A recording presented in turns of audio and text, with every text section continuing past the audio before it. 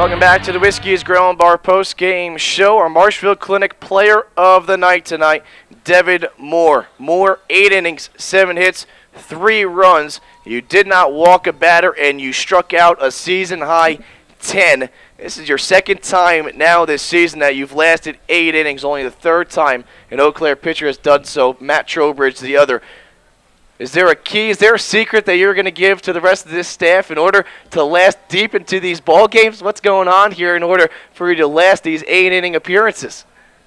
Before I get to that question, I got to say happy birthday, Mom. Glad that you came, that you're watching this game, and I love you. So first shout out to you. I know you've been getting on me for it, so thanks a lot, Mom. I love you.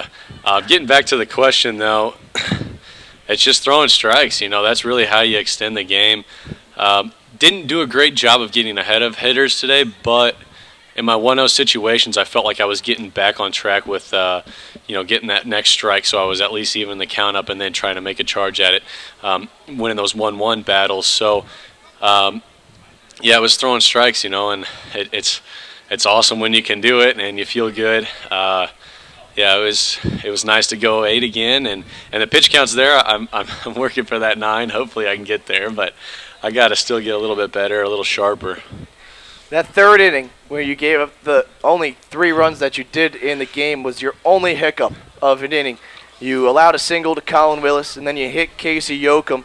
And then that pitch to Daniel Rocket where he put a 2-run double against you down the line. What was that pitch, and if you had it back, would you throw something else to him?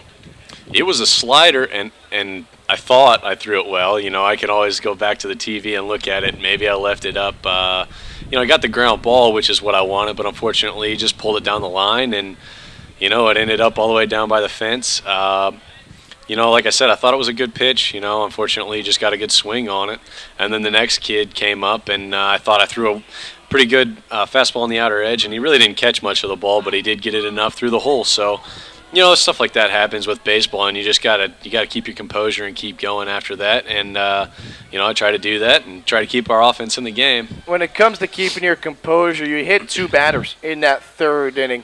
Where does that kind of come from? It seemed like you had your control pretty much the majority of the game. Was that just a composure thing, or just something where you lost control of a couple of pitches and those kind of things happen? Yeah, I mean, those things happen. You know, I try to really work the inside part of the plate today on the batters, and for the most part, I did a really good job of, with that, which, you know, that really helps you out if you can establish that inside corner. And sometimes when you're establishing it, unfortunately, it runs away from you a little bit and you hit somebody. But, you know, you just got to, you know, get back in there and you know, get back to it. So you had Alex Real behind the plate for you tonight, catching for you. In your last start, you had Will Faddis, and we talked about Will and calling the game and going with a lot of first pitch changeups early on in the first 3 innings or so. What was the game plan kind of coming in with Alex being a freshman out of New Mexico, hasn't caught tons? Is it something where you kind of directed him? How was the chat with you two before the game preparing for this one? There's really nothing. I mean, it's just kind of hard to establish something before the game, you know.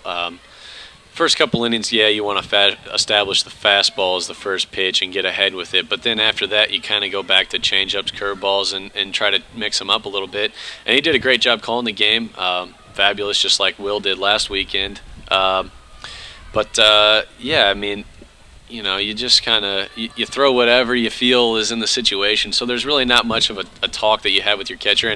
And tonight again, we kind of came back with changeups late in the game, just working for it, you know. And that's another thing. You don't know what kind of stuff you're going to get before the game, and then when you get in the game, you finally realize what you've got. And if your changeup's working well, then you keep feeding it to them, you know. And it paid off for the most part today. Here with Devin Moore, our Marshfield Clinic player of the night, and Devin, last night's starter, and Sean Renzi. Did he talk with you at all before this game about how he attacked hitters? Is that a conversation that kind of happens, or not really? No, not really. You know, I chart the game, so I watch it. You know, you kind of remember them from the last time, too. I did have the other time that I went 8 innings was actually against Battle Creek. So you kind of know what you're doing a little bit with them. You know, I just didn't want to give up that late inning home run to Rocket again. That was kind of what was on my mind from the last game. Yeah, you kind of just see what it's like, and then you go from there. You guys faced Lacrosse these next 2 games, and the Loggers maybe not the best second half record, but this is an Express team that is 0-6 against Lacrosse now this season. Not sure how many games you have been around that Lacrosse defeated you guys as you came a little bit into the first half of the season. But when it comes to facing Lacrosse, and it's another 2-game series which you guys seem to win the first one and then drop the second one, how important is it to beat Lacrosse in these next 2 games as the Wisconsin Woodchucks are on their way to another win, and you guys could be on your way to falling 6.5 games out of first already. We're not even through a third of this second half. How important is it to win 2 games against Lacrosse, 1 at home, 1 on the road? It's crucial. We really need to start winning to get back into this. So it's a big step. But, you know, Lacrosse isn't anything special. I did come in. The first game that I got here, I pitched in, and I went pitched 4 2/3 innings, so I kind of got used to their lineup, and it wasn't anything special. I mean, it's not anything different than any of the other teams. So you just gotta throw strikes and get ahead, and we had a chance to win that game. So you know, I feel like we've played Lacrosse well the times that I've been here.